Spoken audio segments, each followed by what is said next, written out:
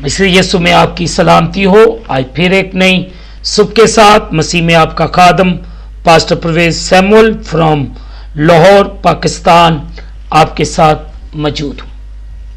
आए अजीजों, आज फिर हम अपनी रहनुमाई के लिए कलाम अक़दस में से देखें। अहद जदीद में से मुक़द्दस पौलुस रसूल ने जो खत एफसियों की कलीसिया के नाम लिखा, उसका चौथा बाब उसकी 30 और 31वीं आयत पर हम गौर करेंगे। कलाम मुक़द्दस में यूं लिखा है, और खुदा के पाकरू को रंजीदा ना करो जिससे तुम पर मखलसी के दिन के लिए मोहर हुई। हर तरह की तलक, मजाजी और कहर और गुस्सा, शोरगुल और बदगोई, हर किस्म की बदखाही समेत तुमसे दूर की जाए। मुक़द्दस पाक कलाम के पढ़े और सुने जाने से हम तमाम सुनने वालों को आज के इस कलाम के वसीले से बरकत मिले। आमीन। आए अजीजों, आज हम सब मिलकर पाकरू की हिदायत से इन आयात पर आज गौर खोज करें। अजीजों, खुदा के पाकरू को रंजीदा ना करो, लेकिन हम किस तरह खुदा के रूह को रंजीदा करते हैं?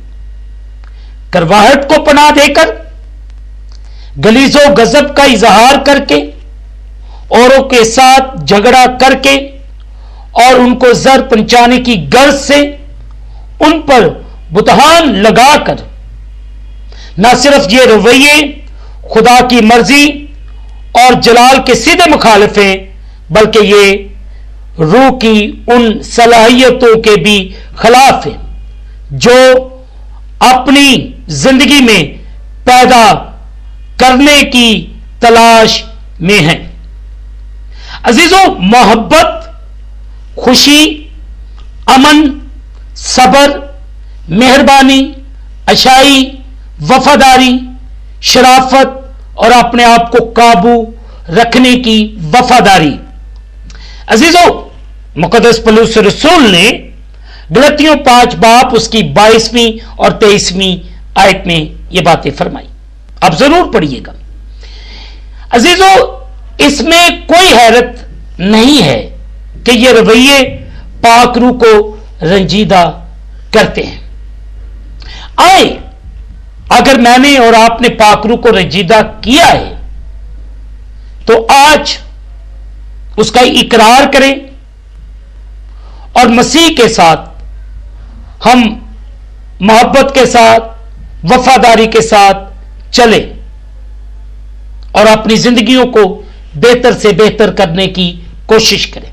हम एक दूसरे को मुआफ करें, एक दूसरे से मोहब्बत करें, ताकि खुदा का कलाम हमारी जिंदगियों के अंदर वसअत पाए।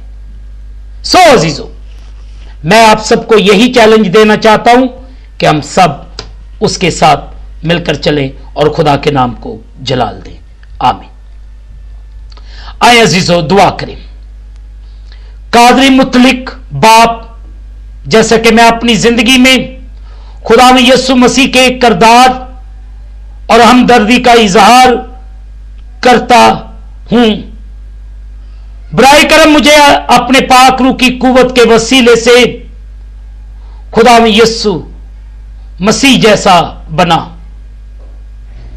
बराए करम खुदा, मैं इस वक्त दुआ करता हूं कि पूरी दुनिया अगर अपनी राह से फिर चुकी है तो उनके लिए मिन्नत करता हूं कि अपने पाक रूह की हदायत से उनकी रहनुमाई कर, ताकि वो अपने उन बुरे कामों से बाज आकर, गुनाहों से बाज आकर तुझ खुदावन को अपना शख्सी नजात दहिंदा कबूल करें।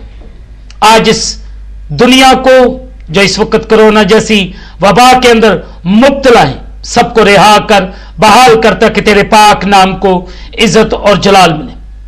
मैं इस वक्त तमाम डॉक्टर्स के लिए, नर्सेस के लिए, पैरामेडिकल स्टाफ के लिए और जितना भी अमला इस वबा के साथ मुकाबला कर रहा है, खुदा उन सब के लिए दुआ करता हूं, उन सब की रहनुमाई कर।